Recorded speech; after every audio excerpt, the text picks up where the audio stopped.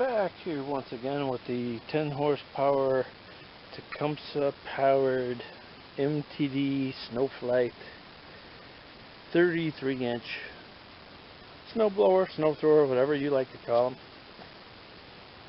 Got it running, and one of the last things I did was, in the last video, we got the chute spinning properly, and the gear. Did I have that in the shop? Everything works smoothly there. I put some fluid film while I was running on all the parts that like to rust out down there. I put some fluid film in the corners of there, and along where it rides on the, along where the augers meet the gearbox. Just put some fluid film there to keep it, prevent it from rusting. And what I just got finished with was putting back on the air box. I call it an air box, but it's really just a guard. It does two things. It blocks snow from getting sucked directly in, and it also preheats a little bit of the air with some of the heat from that muffler goes in there and kind of preheats the air a little bit because this is a cold weather machine. The other thing I want to do is, in one of the other videos, as I was putting this on, I realized that it was split, and then it split much worse as I was putting it on. So I'm going to get a new rubbery cap, put it on there, just so if you're messing around shoveling snow off while it's warming up, you don't get the shock from the plug. There's really no reason it has to be on there, but except for that, safety. The other thing I did was down here, I bolted on the, that's an insulated block.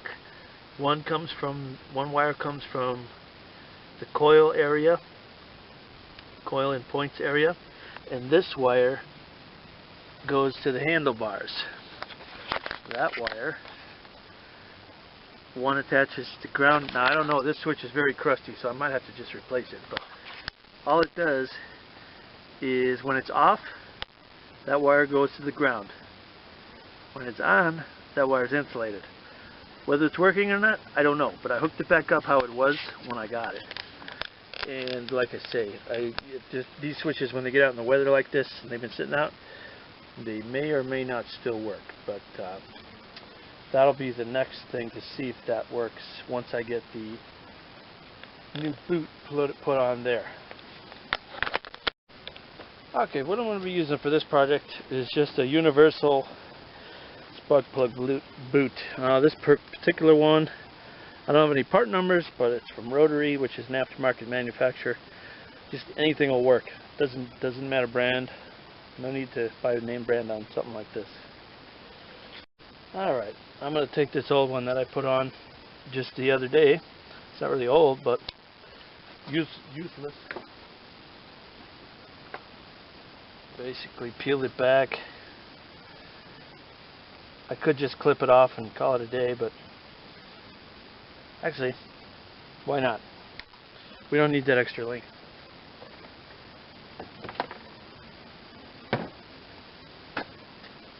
I'm going to just use silicone spray here instead of an oil. Give it a little lubrication so you can actually get the thing in there. Grab it with some needle nose pliers, maybe it'll get it. Let's see. Yep, we got it. Pull the little piece off there. I'll cut that flat.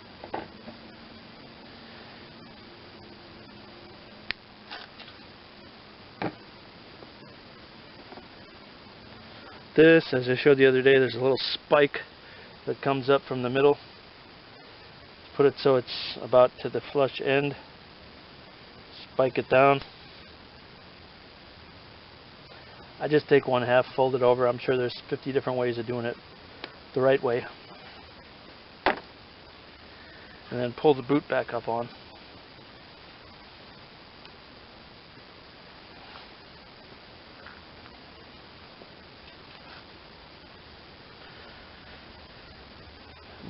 make it go down. just cut myself. How about that?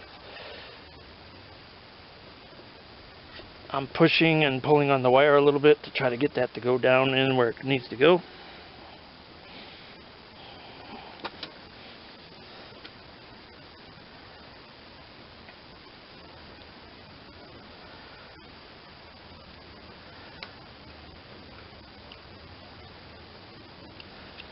Pretty good.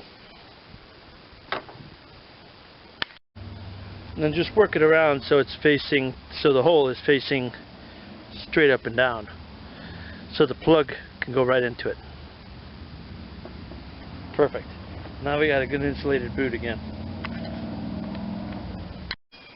Okay, I'm gonna just try to work this key switch and see if it'll even. Oh, it does still turn. It's a little shaky in there. Needs to be tightened up a little bit, but maybe it'll still go. Let me just tighten that up before I start playing with it. And will it go big enough? No.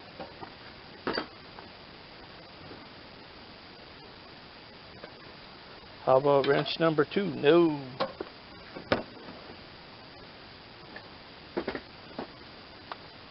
How about adjustable pliers? Because that's what's the closest. Yes. Alright. I'm just going to work it a couple times just to get the contacts cleaned off if they do work. So on should be, if the wire is shorted to ground, that should be insulated. That should be shorted to ground.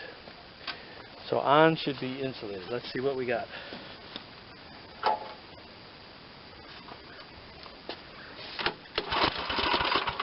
Alright, that should work.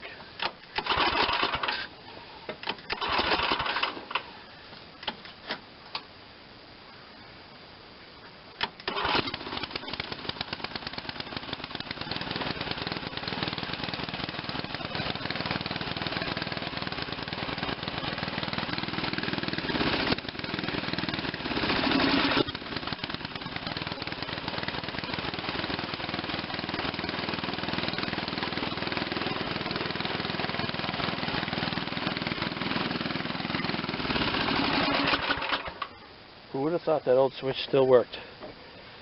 So that's much safer now because this one does not have. It had the provisions for the throttle being on the operator station. Either this, maybe the motor was changed, maybe it never had it. But anyway, our throttle is way down here, so if you had an emergency, it's just nice to be able to be from where you're standing. I'm standing at full height right now. Just be able to turn that off and on right there in case you have an emergency. You got the handles, which are act as a dead man switch. Some older models, these are actually able to be locked on without your hands on them. This one at least has that, so that'll stop the motion. But if you want to kill the engine, then you can do that from a standing position, which is a lot safer than trying to go down there, maybe turn that down to idle, choke it, whatever it takes to kill it. So as far as I know, the only thing left, I might give it a little paint job just to keep it from rusting, but the last thing is a cover for those belts, because it didn't come with one. I'm going to check online, see if there is somebody that's got one. This machine's quite old, and that's not a part you typically sell. You know, usually if you got one, it's good for the life of the machine, but for some reason this machine came with none. But I'm going to look and see, maybe they have one. If somebody's got a used one cheap enough, I'll just buy one. If not, I'll just build one. We can see we got screw there, screw hole there. It would have to go over, flat, down this side, one screw bolt there. It would have to be able to clear. Not sure how they clear that exactly. So it'd be best if I could just find one, but that'll be the last thing on this whole machine, besides maybe giving it a quick coat of paint.